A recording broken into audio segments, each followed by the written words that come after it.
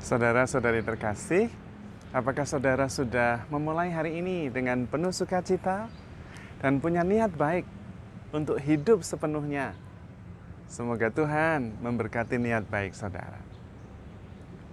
Kalau kemarin kita berbicara tentang bagaimana mengelola salah paham, hari ini saya ingin mengajak kita semua merenungkan tentang bagaimana mengelola amarah. Nah, menarik ini. Karena amarah itu bisa menyebabkan kehancuran relasi. Berapa banyak yang mengalami bahwa karena tidak bisa mengendalikan emosi, relasinya menjadi berantakan. Betapa banyak keluarga, suami istri, orang tua dan anak yang relasinya kemudian menjadi dingin karena luka yang terus-menerus disebabkan oleh emosi yang tidak tertahan. Romo, sebetulnya saya tidak masalah, tetapi emosinya itu loh yang tidak bisa dikendalikan. Kalau marah, banting ini, banting itu, keluar kata-kata yang seluruh kebun binatang keluar. Saya tidak bisa tahan, Romo. Sering saya mendengar hal itu. Dan pasti kita menyesal ketika kita sudah marah sedemikian rupa dan kemudian mengakibatkan kerusakan yang sulit diperbaiki. Meminta maaf bisa, tetapi luka sudah terjadi dan lama sembuhnya.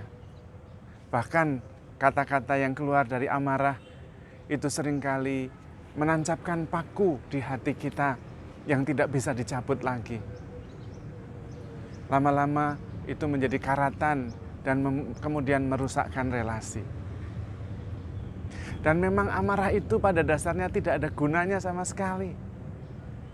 Tidak pernah membuat kita merasa lebih baik. Tidak pernah menyelesaikan masalah.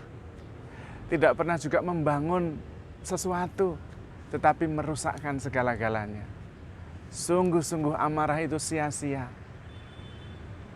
Bahkan di dalam Injil, Matius bab 5 ayat 21-22, Yesus mengatakan, kalian sudah mendengar apa yang disabdakan kepada nenek moyang kita. Jangan membunuh. Barang siapa membunuh akan dihukum. Tetapi aku mengatakan kepadamu, barang siapa marah kepada saudaranya, dia harus dihukum. Matius bab 5 ayat 22.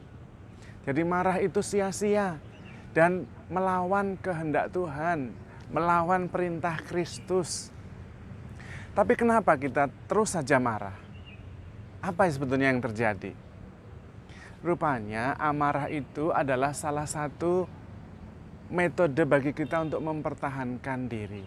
Self-defense sebetulnya. Metode pertahanan diri. Supaya kita tidak direndahkan, supaya kita tidak dihina, supaya kita tidak dibunuh. Nah, kita lalu marah. Sebetulnya awalnya bagus. Masalahnya seringkali sudah terbiasa marah, di dalam otak kita ini melipat gandakan reaksi itu. Jadi sedikit-sedikit marah, sedikit-sedikit marah. Itu yang kemudian tidak tepat. Karena kemudian kita tidak bisa mengendalikan amarah kita. Pertanyaannya sekarang, bagaimana cara mengendalikan amarah kita? Pertama, sadar. Awareness. Sadar bahwa pertama, amarah itu tidak berguna. Yang kedua, amarah itu tidak disebabkan orang lain, tetapi disebabkan oleh pikiran kita sendiri. Yang ketiga, amarah itu adalah masalah emosional saya, bukan masalahnya orang lain. Yang marah itu saya, yang punya problem emosional itu saya. Jadi saya yang harus menyelesaikannya. Kesadaran itu pertama, sadar akan hal itu. Jadi sebab amarah itu pikiran saya, bukan orang lain. Loh Romo, tapi dia yang menjengkelkan. Ya dia bisa menjengkelkan, tapi kalau saya tidak marah ya bisa kok. Dia yang punya problem, dia yang menjengkelkan, dia yang toksik. Lah kok saya yang jadi marah-marah?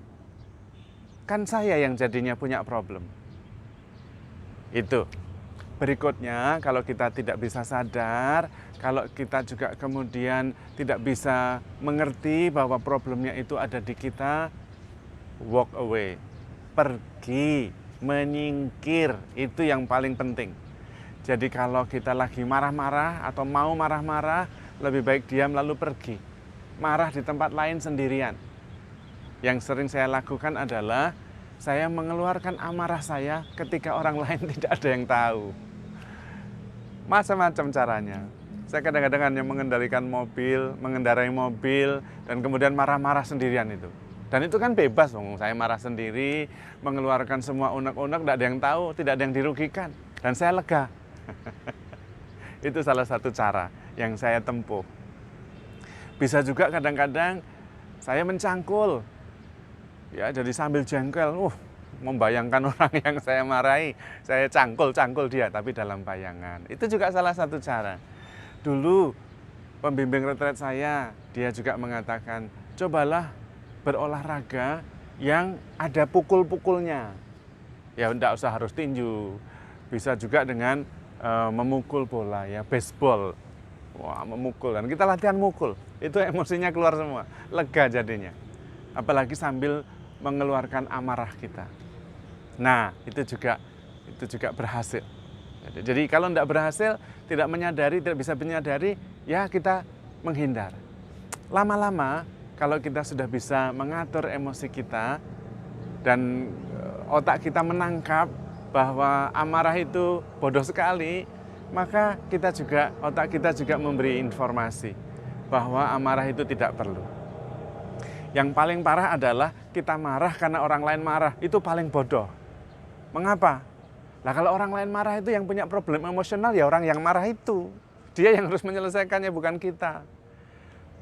Nah, tapi kalau orang itu marah gara-gara kita, gimana? Ya kita minta maaf, itu bagiannya, jangan ikut marah. Nanti kita juga punya problem emosi. Persoalannya justru itu yang terjadi. Kita dimarahi orang, lalu kita ikut marah. Loh, saya tidak salah kok. Dimarahi, jadi malah tambah marah. Nah, itu sama saja, dua-duanya bodoh. Ada orang punya problem emosional, saya juga ikut lah, padahal tidak ada gunanya. Maka kita harus belajar mengendalikan amarah, karena tidak ada gunanya dan bodoh sekali. Orang yang marah-marah itu orang yang paling lemah, karena dia tidak bisa mengendalikan dirinya sendiri, tidak bisa memimpin dirinya sendiri.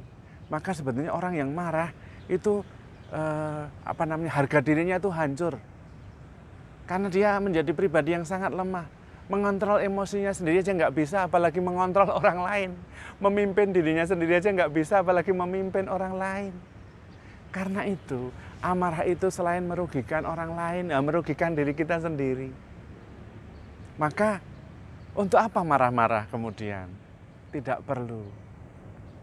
Tetapi memang kita harus melatih mengatur, menata emosi kita. Paling baik adalah dengan meditasi. Dan yang disebut dengan menunda reaksi. Jadi kalau ada orang yang mengatakan sesuatu yang menyakitkan kita, kita menunda reaksi. Tidak langsung reaktif. Tenang dulu. Ambil nafas. Dan mengatur nafas dengan tenang. Tidak jadi marah. Kalau memang tidak mampu, ya sudah, kita menghindar.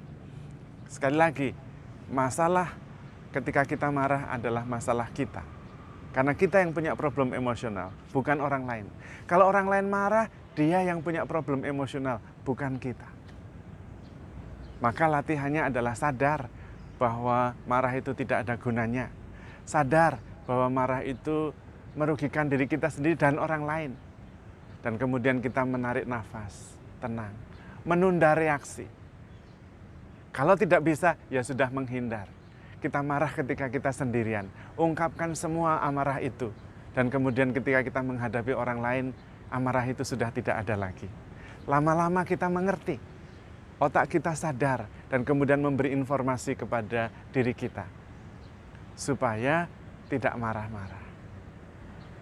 Karena marah tidak pernah menyelesaikan masalah, tetapi merusak segalanya dan menimbulkan masalah baru. Di luar itu semua, kalau marah, kita tidak menuruti kehendak Tuhan. Hendaklah kalian sabar, Hendaklah kalian rendah hati, itulah yang berkenan kepada Tuhan.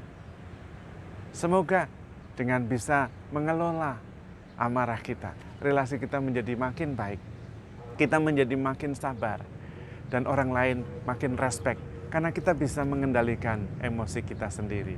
Dan kita mentaati perintah Tuhan. Karena itu kita bisa hidup damai, hidup dalam relasi yang harmonis, yang erat dengan siapa saja, terutama dengan orang-orang yang kita kasihi.